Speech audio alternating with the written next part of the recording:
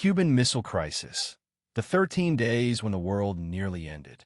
In October 1962, the world came to a halt. For 13 days, humanity stood closer to a large-scale nuclear war than at any other moment in history. This was not the result of chance or an unexpected attack, but of political decisions, military strategies, and power struggles between the two greatest superpowers of the time. After the Second World War, the planet was divided into two major ideological blocs. On one side were the United States, on the other, the Soviet Union. Both possessed nuclear arsenals capable of destroying the world several times over. Tension was constant, but until then it had been kept at a distance. This fragile balance began to collapse when Cuba entered the center of the conflict. In 1961, the United States supported the failed invasion known as the Bay of Pigs. Its objective was to overthrow Fidel Castro's government. The operation ended in humiliation and increased Cuba's fear of further invasion attempts. Feeling threatened, the Cuban government sought direct protection from the Soviet Union. At the same time, the United States maintained Jupiter nuclear missiles stationed in Turkey and Italy, aimed at Soviet territory. Faced with this scenario, Soviet leader Nikita Khrushchev made a strategic decision. He agreed to Cuba's request to install Soviet nuclear missiles on the island. Officially, the justification was defensive, meant to deter another American invasion. In practice, it was a move to rebalance power. The construction of launch sites began secretly in the summer of 1962. For a time, the American government denied accusations that Soviet missiles were being installed less than 150 kilometers from Florida. That denial ended on October 14, 1962, when a U.S. Air Force U-2 spy plane flew over Cuba and produced clear photographic evidence of Soviet ballistic missile silos.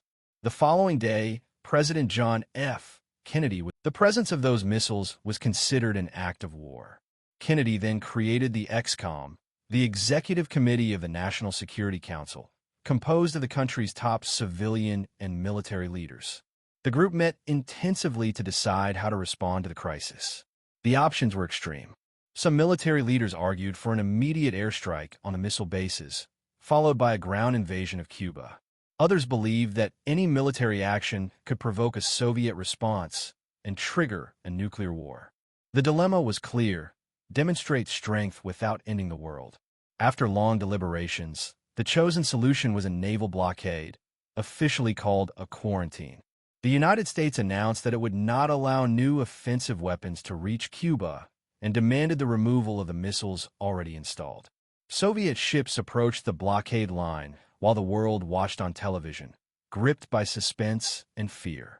The most critical moment of the crisis occurred on October 27, 1962, known as Black Saturday. On that day, a U.S. spy plane was shot down over Cuba, killing its pilot. Tensions reached their peak, and many believed that nuclear war was inevitable. Meanwhile, Kennedy and Khrushchev exchanged direct messages in an effort to avoid catastrophe. After intense negotiations, an agreement was reached. Publicly, the Soviet Union agreed to dismantle and remove its missiles from Cuba under international supervision, in exchange for a U.S. promise not to invade the island. Secretly, the United States also agreed to dismantle its Jupiter missiles stationed in Turkey and Italy, a concession that was not disclosed to the public at the time. On November 20, 1962, after the removal of Soviet missiles and bombers from Cuba, the naval blockade was officially lifted. Nuclear war had been avoided by a narrow margin. The Cuban Missile Crisis left profound lessons.